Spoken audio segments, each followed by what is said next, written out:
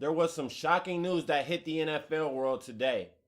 The Seattle Seahawks have traded Percy Harvin to the New York Jets in exchange for a conditional draft pick that will most likely be between a second and fourth rounder in next year's draft. And on the surface, hearing that, you might scratch your head. Like Percy Harvin, he's their best playmaker. But when you analyze the numbers and you see Percy Harvin's stats, maybe you'll start to understand the Seahawks thinking. And there's no way this trade happened without there being some underlying issue.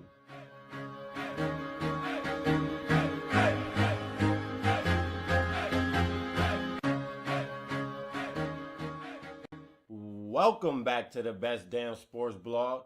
Back again to talk NFL with you guys. Specifically breaking news. A trade that nobody seen coming. No one had any idea of. The Seattle Seahawks send Percy Harvin to the New York Jets in exchange for a conditional draft pick in next year's draft. The pick will most likely be a second through fourth rounder.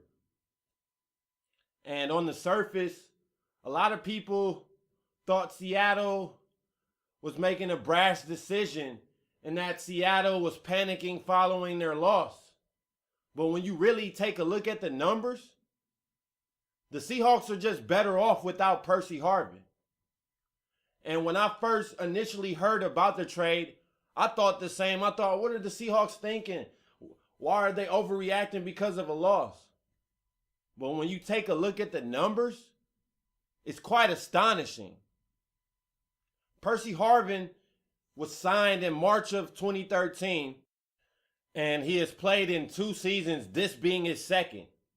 And in those 2 seasons, he's played a total of 6 games in the regular season. 8 total. 2 playoff games, including the Super Bowl, in which he came up big for Seattle. Played a big role in their win, as well as their defense, of course. But 8 games. Keep in mind, Seattle gave up a first, a third, and a 7th round draft pick to bring in Percy Harvin. So despite getting rid of him, they still lost in this transaction for the fact they gave up a first, 4th, and 7th round draft pick just last year to get Percy Harvin. Hasn't even been 2 full calendar years. Percy Harvin has literally played in 1/3 of the possible meaningful games that Seattle has played in since he's become a Seahawk. 1/3. 8 of 24 games. And in those 8 games, he has a total of 23 receptions for 150 yards and 0 receiving touchdowns. This season, he has 22 catches, 133 yards, no touchdowns, but 1 rushing touchdown. And that's in 5 games. And in those 5 games, Seattle has paid Percy Harvin $3.9 million. And for the 3 total games he played last year and 1 regular season game, Seattle paid him $14.5 million. That's a lot of cash for little to no production. I think any respectable wide receiver in this league through 5 games can have 133 yards. I mean, what's that about? 25 to 26 yards per game? Come on, we know good receivers get that in 1 reception, and sometimes they have multiple receptions of 20 yards or more in a game. But Percy Harvin, he did bring a different dynamic to the Seahawks, which did give opposing teams another thing to game plan for. But at the end of the day, Percy Harvin is not your traditional wide receiver. In fact, he is more of a utility guy than a wide receiver because a lot of his plays are made in the backfield. In fact, his 1 touchdown this season came from a rush that should have been disallowed because he stepped out of bounds. But regardless of that, Percy Harvin is not the guy you want to have out wide on 3rd and 10 needing a first down. Percy Harvin is not a go-to receiver. He's not a traditional receiver. In fact, he's more of a playmaker than he is a receiver.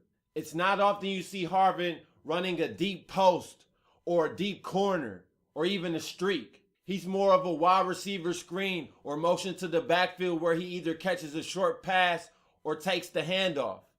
But let's not forget, Seattle did go on a Super Bowl run without Percy Harvin.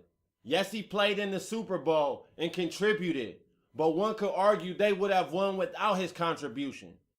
And like I stated earlier in the intro, there has to be some underlying issues which caused this trade. Percy Harvin is already known to be a quote-unquote high-maintenance type player, and there were also rumors that he was upset with his current role at the Seahawks and that he was not getting enough touches. And what's crazy about it is Percy Harvin's average annual cash value of $12.9 million is only third to Calvin Johnson and Larry Fitzgerald. And he is nowhere near in their class. So Percy Harvin is a headache, he's not producing, and he's overpaid. What team will want to deal with the player who has all those negative variables attached to his name? And in the NFL, you won't last long being overpaid and underproducing, especially if you're quote-unquote high maintenance. Percy Harvin for a second to fourth round pick is a fair exchange in some senses, but the question is, how will the Seahawks look without him? Like I said, that's one less thing teams have to game plan for against Seattle. And Seattle, with Percy Harvin this year, was the worst passing offense when it came to yards per game with 199 yards a game. The team that was second worst is the New York Jets, the team Percy Harvin is headed to. Most likely, Seattle's receivers will be worse without Percy Harvin included. But they did draft two receivers in last year's draft, Kevin Norwood and Paul Richardson. They'll get their chance along with Doug Baldwin and Jermaine Kearse. Lockett. We'll really see what Seattle's receivers are made of. Doug Baldwin got upset when I believe some ESPN pundit called them pedestrian. He got upset. Well, now they'll have to show they aren't pedestrian. And there was one stat that surprised me, and that also sold me that Seattle's fate will not change regardless of Percy Harvin's whereabouts. And that stat is, this season, Russell Wilson had a total QBR of 45.3 with Percy Harvin on the field. Without him on the field, Russell Wilson's total QBR jumped to 71. That's almost 30 points higher on a scale of 1 to 100 without Percy Harvin on the field. When I read that stat, that really showed me how much impact he has on their offense, and it's really little to none. Through 5 games, 22 receptions, 133 yards, 0 receiving touchdowns. That is not the stat line of a wide receiver that you pay $12.9 million. So in that aspect, although the Seahawks lost the first, third, and seventh rounder just to bring in Percy Harvin, to ship him out when he's making $12.9 annually, I look at that as addition by subtraction. You get a conditional pick, which might turn out to be a good player. There are a lot of great players that come in between the second and fourth round. And that's $12.9 million less that you have to pay out annually following this year.